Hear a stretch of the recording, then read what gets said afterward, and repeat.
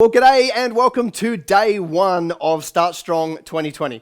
Why am I doing this? Because I want to play a small part in helping you have a really big year in business. So every morning, starting now, for the next 7 mornings from here, I'm just going to be sending you some practical business training. Why? Because it'll put business on your radar, because it'll teach you something, put something on your radar that you can work on in the next little while so that you can come out of the blocks in 2020 with the most momentum and have the most crazy year. So I'm just going to be teaching random things that I think will add value to your business life. This morning, I want to talk to you about pathways to profits. I guess if you want to put it under a different category, it's customer service, but it's a lame term that I want to do something better with.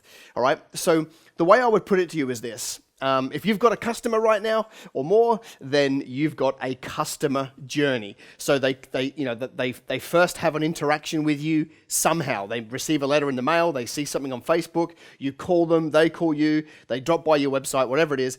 And then from that moment, there are a whole bunch of little steps and little interactions in your business between them first finding out about you and at some point down the line, you doing some sort of after-sale follow-up.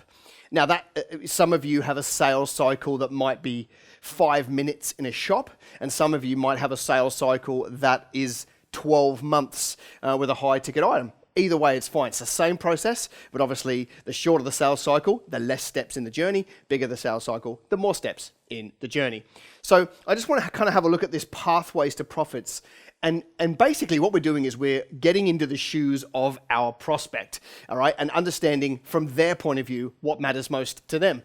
And I'll explain why this is important as we go.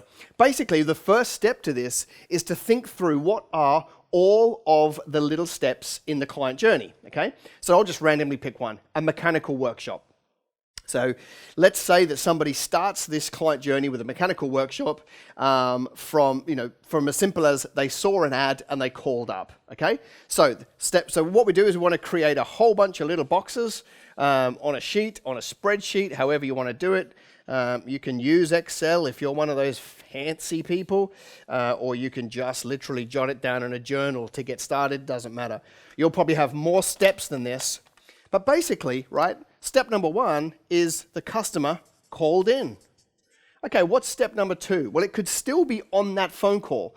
We don't want to group the steps together to be really big, okay? The phone call could be 3 interactions on the one phone call. There are 3 really small aspects of the relationship, okay? If we make them too big, we can't do anything. This is about looking at every single small step in the client journey and breaking it down into the minutiae. That's how we're going to get a better return, okay? And then we actually booked the vehicle, okay? Same call, but a different part of the call, okay?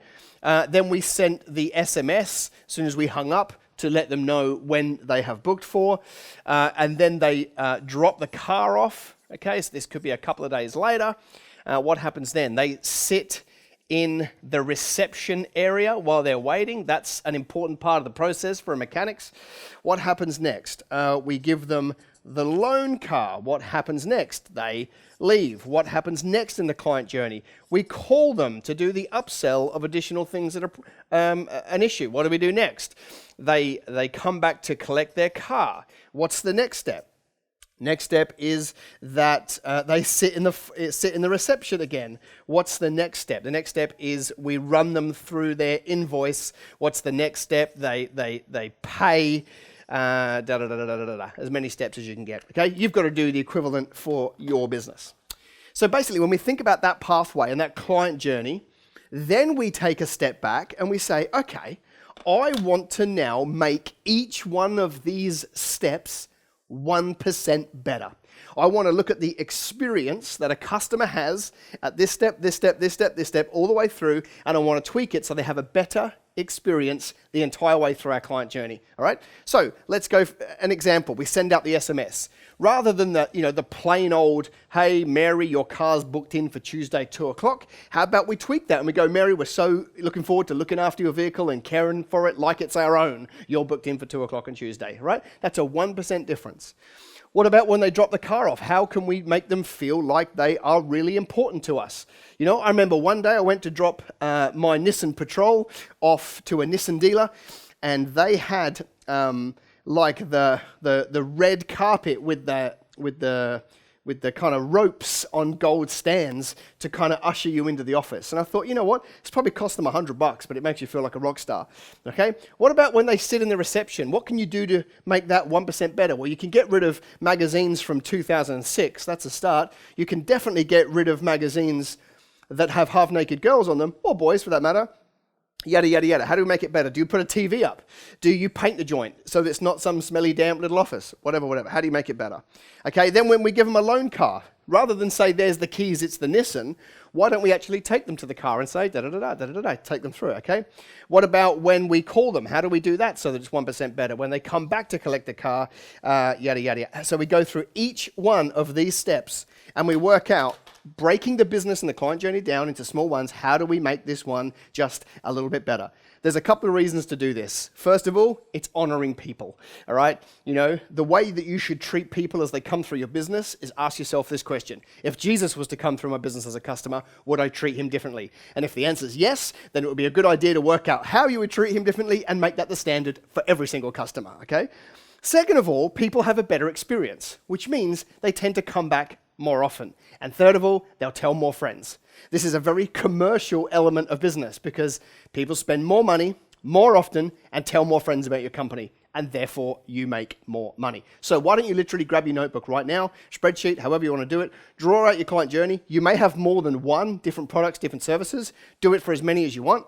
Work out how to do it better, make that the new system, train anybody in the business that you need to train to make that the new system, and it'll become your new standard, and you'll be outperforming everybody else in your industry by a mile. Every single day I'm going to leave you with a scripture.